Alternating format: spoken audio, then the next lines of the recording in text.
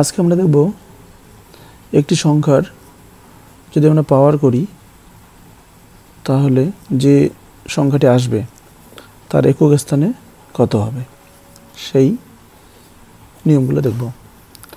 অর্থাৎ আমি একটা ধরে নিচ্ছি কোনো একটা সংখ্যা আছে 2325, এর পাওয়ার যদি আমি 210 করি তাহলে কোনো একটা সংখ্যা আসবে।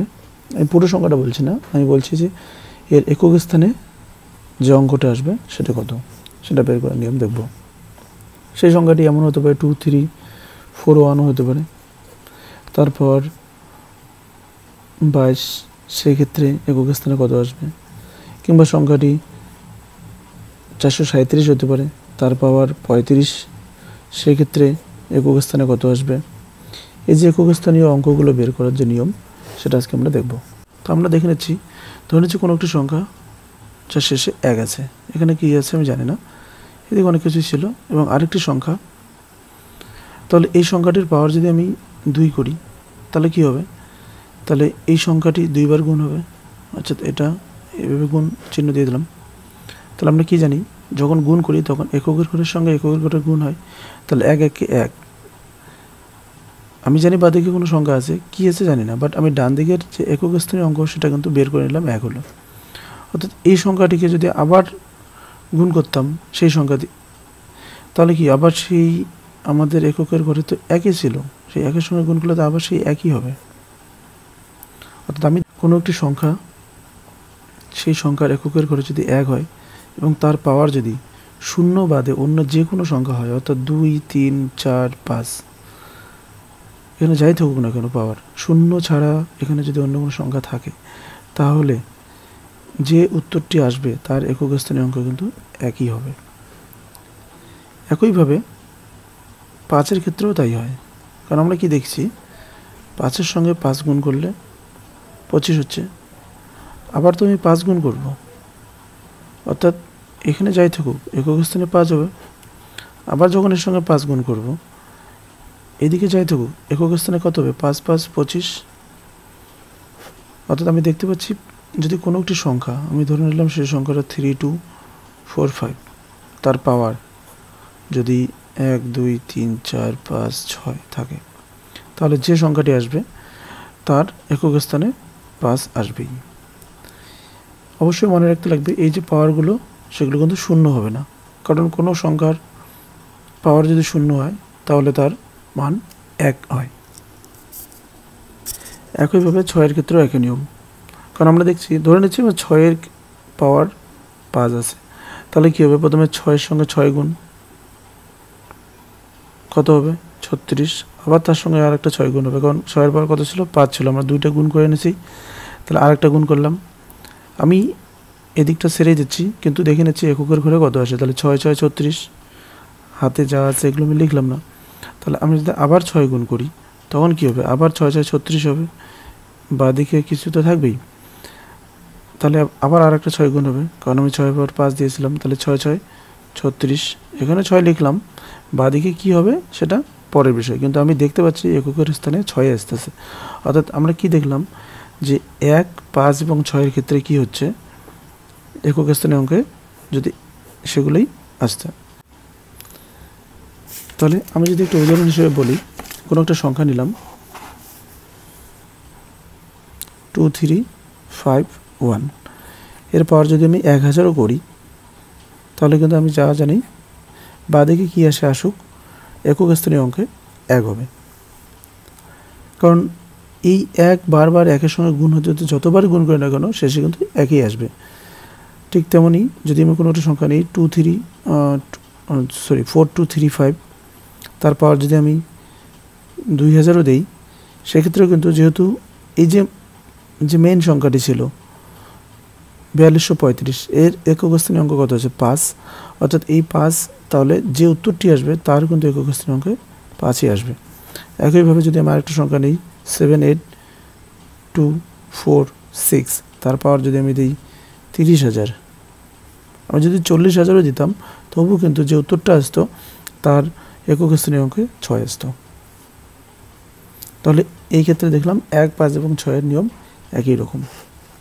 এবার যদি আমি দেখি 4 এবং 9 এর ক্ষেত্রে দেখব, কারণ এই দুটোর নিয়ম একই রকম, তাহলে আমাদের মনে রাখতে সুবিধা হবে। 4 এর ক্ষেত্রে কী হচ্ছে, আমি যদি মনে করি 4 এর পাওয়ার 1, তাহলে কত হচ্ছে 4, 4 এর পাওয়ার যখন 2 হচ্ছে 4 এর পাওয়ার কত হবে 16। তো আমরা দেখতে পাচ্ছি এইভাবে 4 এর পাওয়ার যখন 5 হবে, আমি আর গুণ করব না, আমি কী করবো, তাহলে 256 তো ছিলই, তার সঙ্গে 4 গুণ হবে, কারণ কি 4 এর পাওয়ার 4 মানে 256, আর একটা 4 গুণ করলে 4 এর পাওয়ার 5, তাহলে আমি কী দেখতে পাচ্ছি 4 6 24, বাদিকে কী আছে আমি জানি না। আবার যখন 4 এর পাওয়ার 6 করবো তখন কী হবে, এটা 4 এর পাওয়ার 5 ছিল, তাহলে আমি 4 এর পাওয়ার 5 এটা পেয়েছিলাম, আর একটা 4 গুণ করলে 6টা 4 গুণ হলো, তখন কি দেখতেছি বাদিকে কী আছে আসুক, 4 4 16 কিন্তু হচ্ছে। অর্থাৎ আমরা দেখতে পাচ্ছি যখন 4 এর পাওয়ার 1 তখন 4, 4 এর পাওয়ার 2 তখন 6, 4 এর পাওয়ার 3 4, 4 এর পাওয়ার 4 6, অর্থাৎ একবার 4 হচ্ছে একবার 6 হচ্ছে। এবার দেখে নিচ্ছি 4 কখন কখন হচ্ছে, যখন দেখতে পাচ্ছি যে 4 এর পাওয়ারগুলো বিজোড় তখন হচ্ছে 4, আর যখন দেখছি যে 4 এর পাওয়ার জোড় তখন দেখছি কি 6 আসছে একক স্থানে অঙ্কায়। অর্থাৎ কোনো একটি সংখ্যা নেব বা সংখ্যা যে সংখ্যাটি ওরা দিবে, যদি দেখি সংখ্যাটি এরকম আছে 2 4 7 4 এবং তার পাওয়ার কত আছে আমরা দেখে নেব, পাওয়ার দেওয়া আছে 620। অর্থাৎ এক্ষেত্রে যে সংখ্যাটি আছে 2474, এই সংখ্যাটাকে একক স্থানীয় অঙ্ক দেখব, সেটি কত, দেখলাম আমরা একক স্থানীয় অঙ্ক 4, অর্থাৎ তখন আমাদের মনে রাখতে লাগবে 4-এর যে নিয়ম সেটা হচ্ছে যে পাওয়ারটি দেওয়া আছে এখানে কত দেওয়া আছে 620, সেটি জোড় না বিজোড়, আমরা জানি 620 জোড়, অর্থাৎ এই যে উত্তরটি আসবে 2474-এর পাওয়ার 620 করলে যে সংখ্যাটি আসবে সেই সংখ্যাটির ক্ষেত্রে বাঁদিকে কী থাকবে জানি না, বাট একক স্থানীয় অঙ্ক 6 হবেই। অর্থাৎ যদি এটাই এরকম থাকতো 2474, তার পাওয়ার থাকতো 15, তাহলে কী হতো, আবার দেখে নিতাম, প্রথমে দেখতে হবে আমাদের মেইন সংখ্যাটি কী দেওয়া আছে 2474, অর্থাৎ একক স্থানীয় অঙ্ক 4, এবং তখন দেখব না পাওয়ারটা কি জোড় না বিজোড়, তখন দেখলাম পাওয়ারটি হচ্ছে বিজোড়, তাহলে আমরা জানবো যে যে উত্তরটি আসবে তার একক স্থানীয় অঙ্কে 4 হবে। একইভাবে 9-এর ক্ষেত্রেও তাই, আমরা যদি দেখি 9-এর পাওয়ার 1 মানে 9, 9-এর পাওয়ার 2 মানে 81, এর পাওয়ার 4 মানে, তাহলে 7 to 9-এর সঙ্গে আরেকবার 9 গুণ হবে, অর্থাৎ আমরা দেখতে পাচ্ছি 9 9 গুণ করলে 81, এইদিকে কোনো একটা সংখ্যা আছে।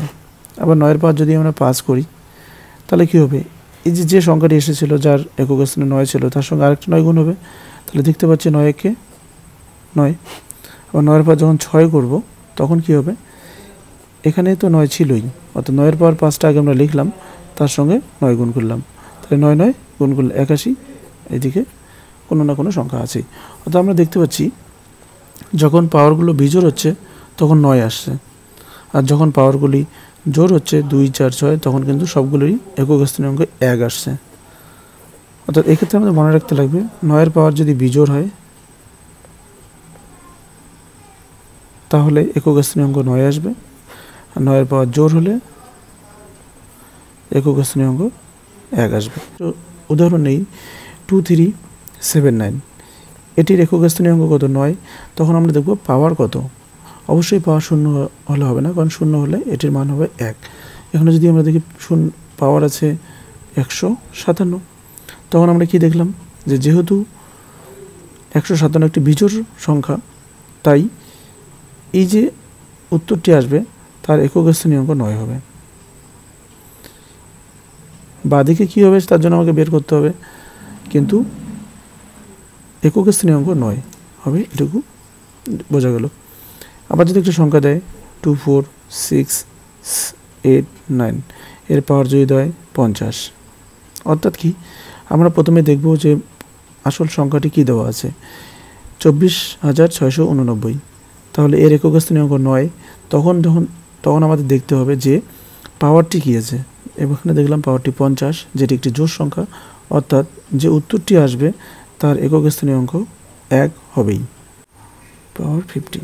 অর্থাৎ এখানে আমি দেখলাম 259, যার একক স্থানীয় অঙ্ক 9, তাহলে পাওয়ারটা চেক করে নিলাম, পাওয়ারটি জোড়, অর্থাৎ এর একক স্থানীয় অঙ্ক 1 আসবেই, প্লাস আবার আমি জানি না এদিকে কী হবে, বাট আমার একক স্থানীয় অঙ্কটা বের করতে হবে। আমরা জানি কোনো একটি সংখ্যার একক স্থানে যদি 1 থাকে এবং তার পাওয়ার যদি 0 ছাড়া অন্য কোনো সংখ্যা থাকে তাহলে তার একক স্থানে 1ই আসে, 1 থাকে তাহলে তার উত্তরের শেষেও 1 আসবে, এখানে দেখতে পাচ্ছি সংখ্যার শেষে 6 আছে এবং পাওয়ার 40, অর্থাৎ এরও একক স্থানীয় অঙ্ক 6 আসবে। প্লাস 234 আমরা দেখতে পাচ্ছি এর একক স্থানীয় অঙ্ক 4, আর আমরা জানি 4 যদি থাকে তাহলে আমাদের দেখতে হয় পাওয়ারটি জোড় না বিজোড়, অর্থাৎ আমরা এখানে দেখতে পাচ্ছি পাওয়ারটি জোড় 50, একটি জোড় সংখ্যা, অর্থাৎ 4-এর ক্ষেত্রে যদি পাওয়ার জোড় থাকে তাহলে তার একক স্থানে কত আসে? 6 আসে। তাহলে আমরা দেখতে পারলাম যে প্রথম যে সংখ্যাটি আসবে তার একক স্থানে 1, দ্বিতীয় যে সংখ্যাটি আসবে তার একক স্থানে 1, তৃতীয় সংখ্যাটির একক স্থানে 6 এবং চতুর্থ সংখ্যাটির একক স্থানে 6। এবার যখন আমরা যোগ করি, আমরা তো যোগের সময়ও প্রথমে একক স্থানের সঙ্গে একক স্থানের অঙ্কগুলি যোগ করি, তাহলে কী হবে? আমরা যখন যোগ করব 6 6 12 13 14, অর্থাৎ আমরা দেখতে পারলাম একক স্থানে 4 তো আসবেই, বাঁদিকে কী থাকবে আমি জানি না, বাট আমরা বুঝতে পারলাম যে একক স্থানে 4 আসবেই। তো আমাদের যে উত্তর বের করতে দিয়েছিল যে একক স্থানে অঙ্ক কত, তাহলে উত্তর হলো 4।